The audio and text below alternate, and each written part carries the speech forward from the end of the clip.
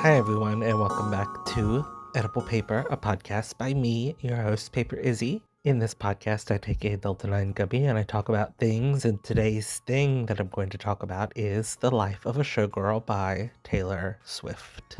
I love Taylor Swift. I don't think that comes as a surprise to anybody.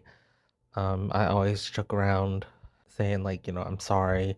I do like Taylor Swift. I started liking her when I was like 16, like hearing her for the first time, literally laying on my grandma's floor, listening to the country music countdown on Sundays with Tim McGraw. And ever since then, I've just been like in love with her music. I did want to talk about the album a little bit, which I already did a short for YouTube where I talked about it like a little bit, but I wanted to go like more in depth. I'm just really enjoying it and I just wanted to talk about it. So here we are, we're talking about it, okay? That's why you clicked on this, is to listen to me yap.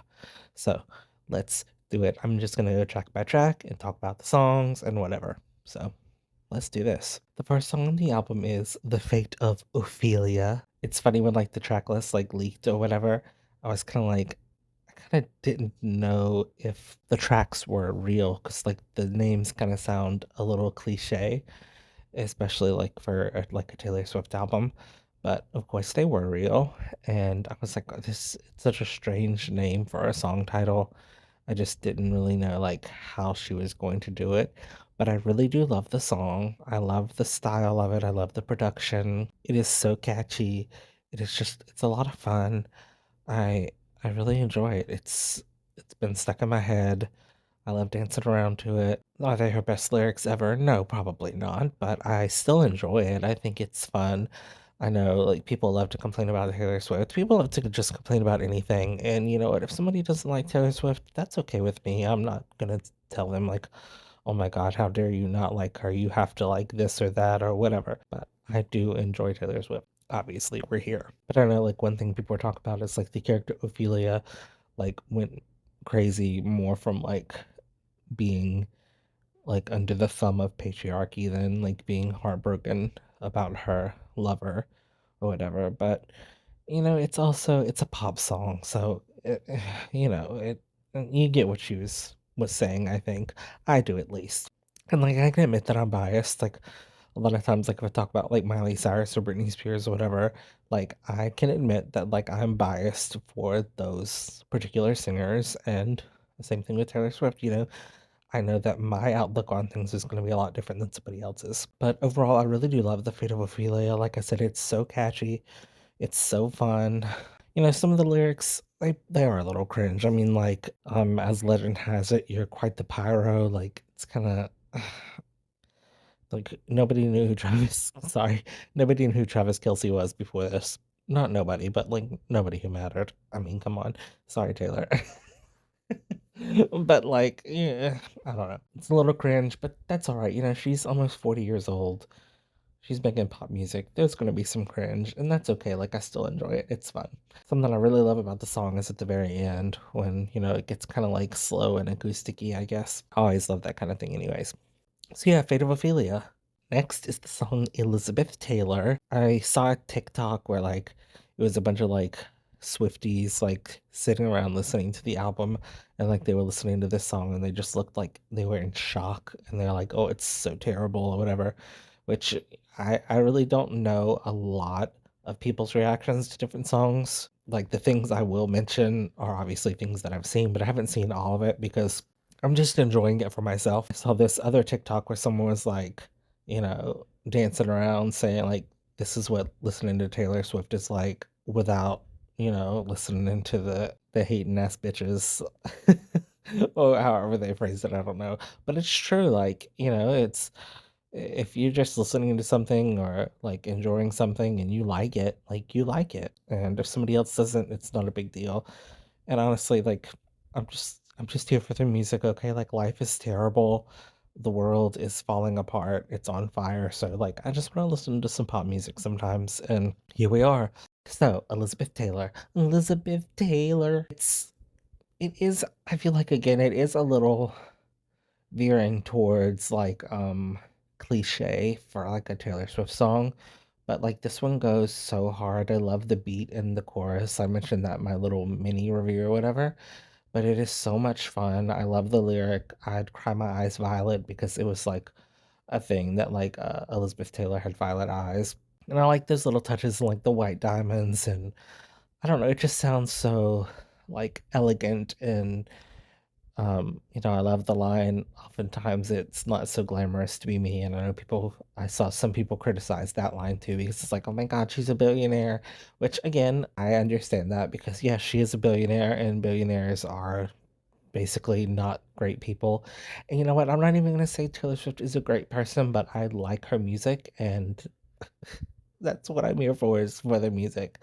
The music, not the bling. It's nice, it fits sort of the showgirl theme, I think, and I really do like the song. It's catchy, it's fun, I really don't have that many complaints about it. It's a good song. So track 3 is Opalite, which, like, I really like, and the more I listen to it, the more I like it.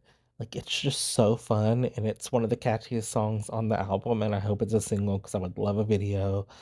I love the way she kinda described it where it's like opalite can be man-made and you can kind of make your own happiness, and I really like that. A lot of the lyrics in this one are good. It's one of those things where, like, I've seen a lot of people complain about the lyrics on this album because they are a bit poppier, a bit more simple, sometimes a bit more cliche, but that doesn't mean, like, there aren't some great moments like Opalite, and, it's again, it's pop music, like, there are obviously different things that she would put in a pop song that she wouldn't necessarily put in something like that was on, like, Folklore.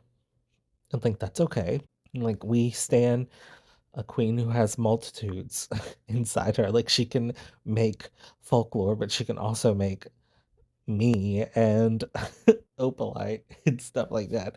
So, and you know what? I'll stand by that I like the song "Me," and I hate the version where they edit out "Hey kids, spelling is fun," and I know it's stupid, but, like, I stand by that first version of the song that came out, and even if I listen to a version that's not that, like, on the radio, like, I still scream, "Hey kids, spelling is fun," because you know what? It's stupid, but it's my stupid song, okay? But Opalite, it's fun. It's it's it's it's a good song. I love Taylor Swift. I like her writing. The production is fun. It's a pop song, and I like how she kind of sings about, I guess, Travis a little bit, and obviously the whole album's about Travis, but still. So the next track is track 4, Father Figure, which samples a song by the same name by George Michael. I've heard the original before, but it's not like one that I ever listened to like a lot. But when I tell you this song goes so fucking hard, you guys, like if you don't like this song, I really don't know what to tell you. Like it is so much fun and it is so like it gives Reputation like hardcore. And I love like again like the glamour, the glitz and the glamour of it and the life of a showgirl. And I just love like the juxtaposition of like her singing from like probably like, Scott Borchetta's, like, point of view or whatever.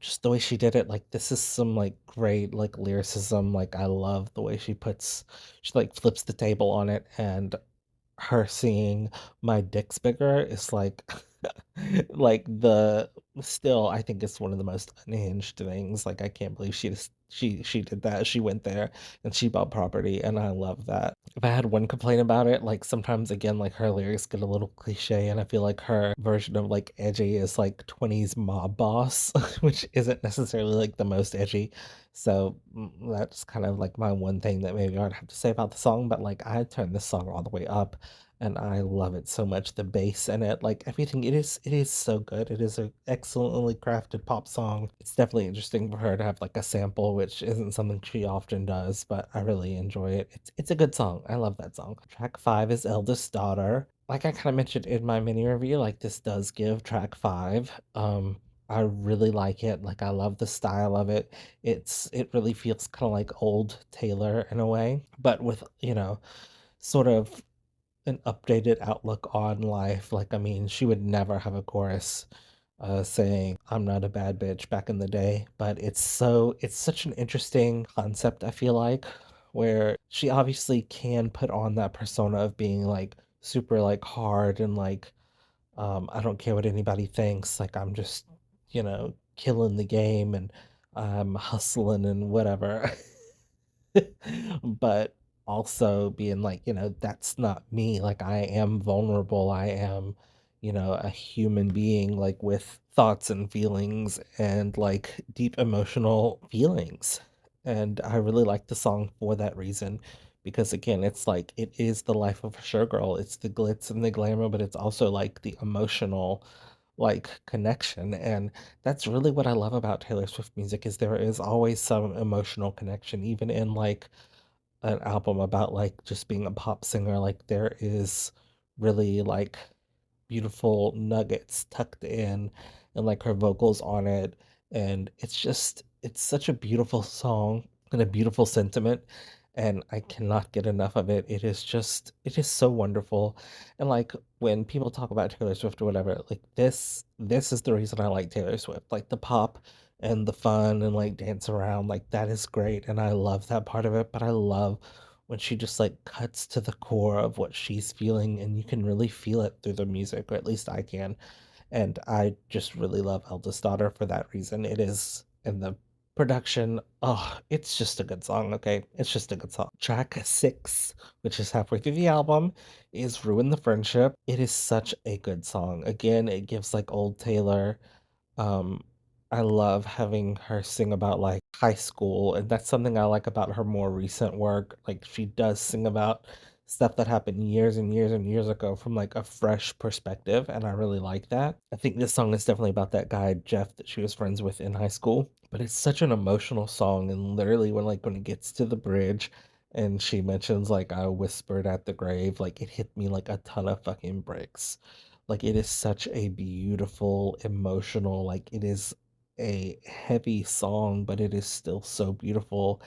And I just love the sentiment of like, you don't have to miss out on stuff. Like, she says, I should have kissed you anyways. Like, and like you could channel that to anything. Like, I should have done this, I should have done that. Like, her advice is to always ruin the friendship, is to take that chance and do something because one day you're not going to have the chance to. And that really resonates with me with like my mom being dead. There are so many things that like I wish I could do with her or for her, and like I don't have that. And so I try to put that into everything that I do now. Like, I want to be with my friends. I want to tell people how much I love them. I want to, you know, be a person, be a human. But yeah, it's a great song and it really again it gets to like this is why I love Taylor Swift. Like it's there's always some type of emotional like connection and I love it a lot and I'm really glad that she made this song and put it on the album. Track 7 is one that is lighting up the internet. It's actually romantic. Let's talk about it. I like this song. Like I enjoy it. It's fun.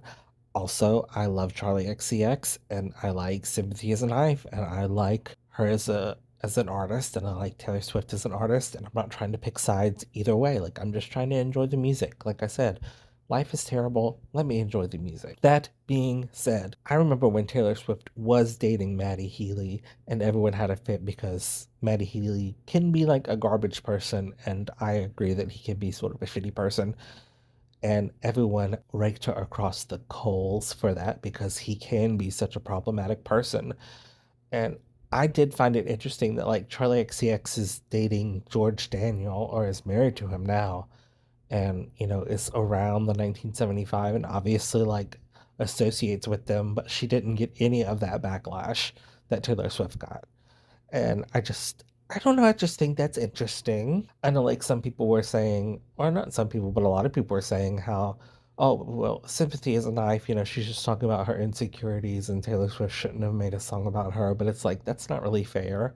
Like, I don't know how you can expect someone to have a song made about them or a piece of a song made about them and then like their whole thing is making songs about stuff and her just not make one. I just don't know how they expected that to go.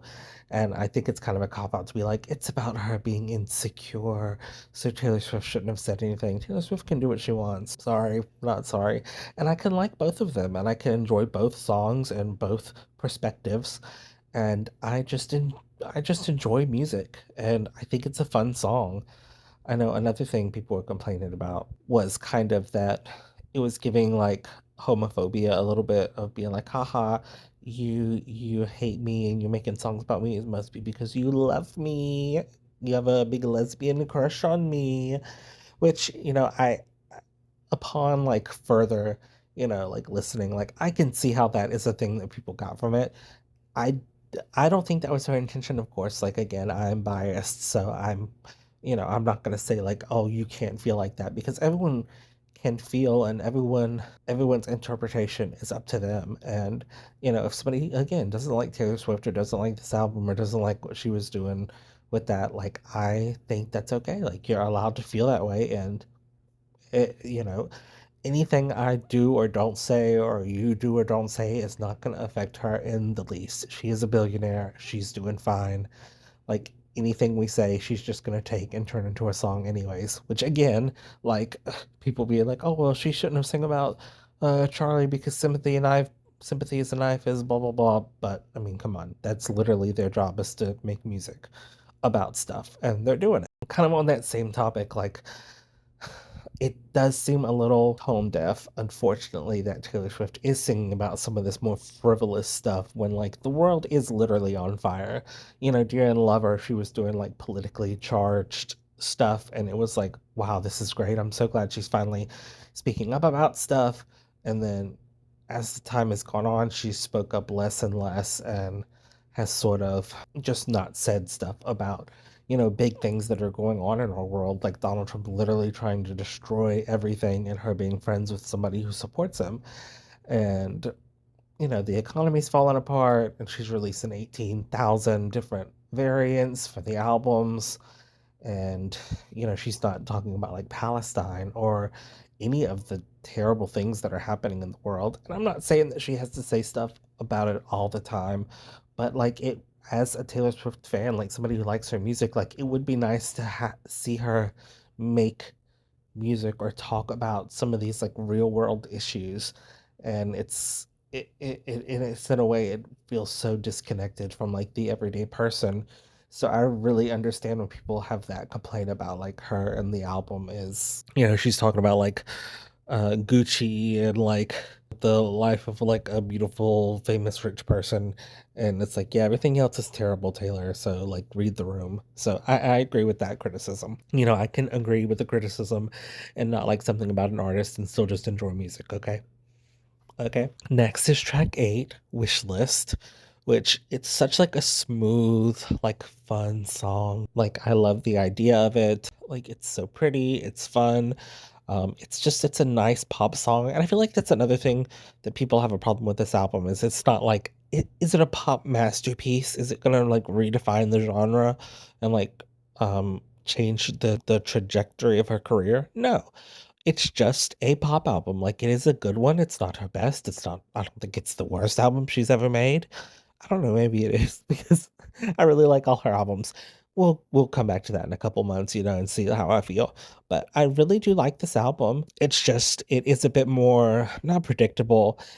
It's just kind of it's more of the same, but I still like it. Like I think it's a good pop album. I think she is in love and is having fun, and I think it comes through, especially with a song like Wish List. Like it has nice production, like the writing is great. I think everything is just really good on this album, and I think it just kind of is really good. And even Taylor Swift on maybe like not the best album ever is still like a fun, like enjoyable pop album. Like I really like the record. And I think Wish List kind of goes into that. It's a fun song. It's funny because like the way it's spelled with like the money signs, I didn't expect it to be sort of kind of like a love song, really. Next is another controversial track, track 9, Wood. I honestly hate the name of the song. It seems like such a strange name, but I actually like this song. Like, it's not her lyrical masterpiece, but I enjoy it. It's fun. Like it is a very fun song to like groove to. Um and I like her being a little cheeky, a little like sexy, kind of funny. I know a lot of people were saying like, "Oh, she's been spending too much time with Sabrina Carpenter," and that's really funny because I really see that. Honestly, I feel like the innuendo and stuff in the song isn't like that much. I think it's just shocking to hear Taylor Swift sing about that kind of stuff in such like a sort of nonchalant, shallower way. Because like the song "Treacherous" off Red, like I always viewed as being like about sex, but it's in such a poetic way. It's not just like, yeah, I had sex and he has a penis and it's beautiful and yeah, but like I think, it's the duality of Taylor Swift. She can make a really beautiful poetic song about having sex with someone and then she can make a really silly, stupid bop about having sex with somebody who she loves.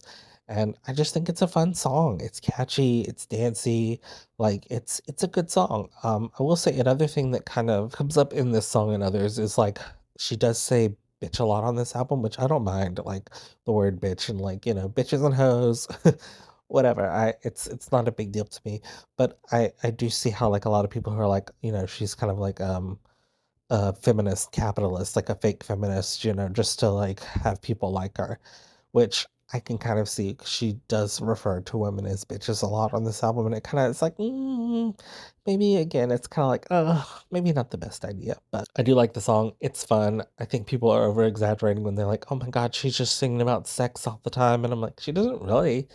Like, this is one of, like, the first times she has been, like, super, um it's, like, the first time she's been, like, super, like, kind of vulgar, and even then, it's not that vulgar. It's I think it's funny, I think it's a good song, "Crucify Me," on wood.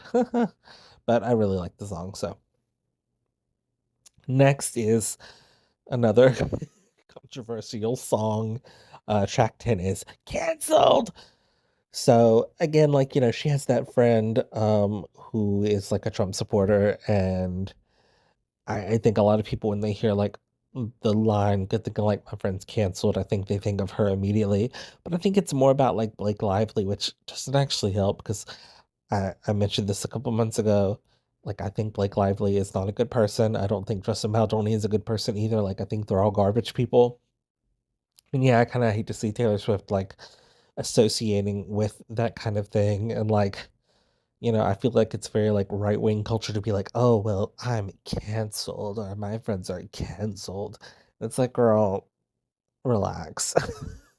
So, I do feel like it kinda gives, like, Republican, and I don't think she is, like, I really think she probably is more of, like, a liberal, like, Democrat person, but, of course, her being silent about so many issues, it just does not help.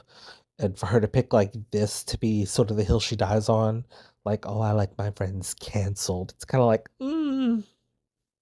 it's funny that in the song she mentions, like, people calling her tone deaf or whatever, but it's like, they kinda have a point, Taylor. I mean, you know, the world is low-key falling apart and you're singing about, like, your friends being canceled. It's kinda like it's really it's giving Marie Antoinette, honestly, like, I kinda mentioned, my one of the complaints about the album is, yeah, she's singing about the glitz and the glamour and the life of a showgirl and, like, the earth is on fire, we're all dying. Like, she could put some of that energy into changing the world more, and I do agree with people who have those complaints, and I wish she did more, but again, like, she's a billionaire, like, what do I expect? Like, I don't think she's a good person. I know she's like, "She's not my friend, she doesn't know me." Like, I supply her lavish lifestyle by buying some of her or all of her albums, and it just happens. Like, I like her music and, that's where I am, so we're talking about it today. But I do love the song "Canceled." I know that's, like I know that's gonna get me canceled, but I really do like the song, it's fun. I know in my mini review I mentioned it really kinda gives, like, Disney villain, like, theme song energy like it is Chef's Kiss. It is a good song. Again, yeah, it's a little tone deaf, but it's I still like it, okay? I like the song. Now on to track 11 is "Honey." This song is another one kind of, I guess, in the vein of some of the other songs where it's a fun pop song, but I think that's at the end of the day, like, that's all it is. Like, it's not redefining anything, it's not, like, changing the world, but it's an enjoyable, fun pop song. My favorite part is probably near the end where like the tempo changes and there's like the horns or whatever. And then the bridge where it's like her and the acoustic guitar talking about, I guess, Maddie Healy. Again, this is another song too where she's kind of like uses the word bitch in a derogatory way, and it does rub me the wrong way a little bit, but it's also kind of like I get what she's saying, and I do like the song. Again, it's sort of like a basic pop song, but it also has some emotional parts to it, like the bridge, and I like it. It's well produced. I like the writing. I think it's fun. It's not her best song in the world, but I don't think it's anywhere near her worst. And I do like the concept of, people saying like, people call her like honey and sweetheart, and like it's using pet names to be like hateful, but she's turning that into something that she likes from, Travis, I guess, calling her those things. And I appreciate that. I think it's a neat concept, and I like the song. It's not her masterpiece by any means, but I enjoy it. So what? And now we're getting to the end of the album. The last track, track 12, is The Life of a Showgirl featuring Sabrina Carpenter, which, her doing a song with Sabrina Carpenter, that makes me so happy. Like, I love Sabrina Carpenter. I've loved her since 2016. Her doing a song with Taylor Swift, I think it's so much fun. I love when her verse comes in and it sounds like very country, and I love that. It's a really nice touch. The song itself kind of sounds like "Cool" by the Jonas Brothers, and I'm not the first person to notice that. I've seen people online mention that, but I think it's a fun song. Like it's a nice ending. Like it really kind of solidifies the the vibe of the album, especially the lyric "Pain hidden by the lipstick and lace." Like I feel like that is the life of a showgirl, and I just think it's a fun song. My complaints for it are like at the beginning when she's like kitty, city, pretty, witty. It's for those like for me that rhyming scheme is just it is too cliche for me. I don't like it. But that's probably the worst part of the song, and it's over pretty quick, and it's fine. I do love the song. Like it is again, like I love the production, Max Martin, Shellback. It's fun, like it's a good pop song. I enjoy it. And of course, like I said, I love Sabrina Carpenter's part in it. I love that they did a song together. I think it's a perfect wrap up for the album, especially the end of the song being like a clip from like the Eras tour with her and Sabrina. And it's a fun song. I love the line at the end of Sabrina's verse where it says, like, that's not what showgirls get. They leave us for dead. And it's interesting because, like, I know, like, Taylor Swift kind of mentioned that with the album, it was, about the things that go on behind the scenes and, like, after the tour and, like, after the night's over and the things she thinks about and, like, her life of a showgirl. And I do like that there are, darker elements that, allude to, like, fame. And again, I know people's like complaints of it is, she's a billionaire. She doesn't really have anything to complain about. She's just making herself a victim. And I can agree to that to a certain extent, but also like she's a person and she writes music based on like what she's feeling. So, I mean, yeah, her life is a million times, a billion times better than ours ever probably will be. But I don't think that doesn't mean like she can't have like a bad day and write about it. And at the end of the day, like that's her job is she writes and makes music and creates, you know, these worlds for us. And I think it's a good album. Again, it's not like it's not her best album. It's not gonna like change the universe. It's not gonna like reset like my life like 1989 or something did. But it is a fun album and I enjoy it. And I think people are too picky. I think people love to hate on Taylor Swift. I know that people love to hate on Taylor Swift because every era since like even like Fearless, like people are like, "Oh, it's not like the last album. I don't like this. She's too pop. She's too this. She's too that." And it's like just enjoy the music, y'all. Like at the end of the day, that's again what I'm here for is I just want to enjoy the music. And I think it's a fun album. It's good. I enjoy it. Like crucify me. Sorry. I like it. I like Taylor Swift and I like the life of a showgirl. I just do. Again, like, there are plenty of complaints we can have about Taylor Swift as a person, as like a billionaire, as like a cultural figure. Like, there are things like I wish she would change about herself and her entourage or whatever, and like so much that I wish would change, but if it doesn't, I'm still gonna enjoy your music because I like her music. I know that's I always like say to people, I'm like, I apologize. I am a Swiftie. I'm so sorry. But again, it's too late for me. I became a fan very young and I'm just here. So that's basically like all my thoughts about the life of a Showgirl at this point. Again, it's been out for like a week and a half. And I'm sure as I listen to it more, like I'll have more thoughts and more feelings. And you know what? Maybe I'll make more stuff about it. I don't know. But for now, this is how I feel about it. There's so much noise going on in the background. Like, it's my cat walking around jingling, and there's a police car outside.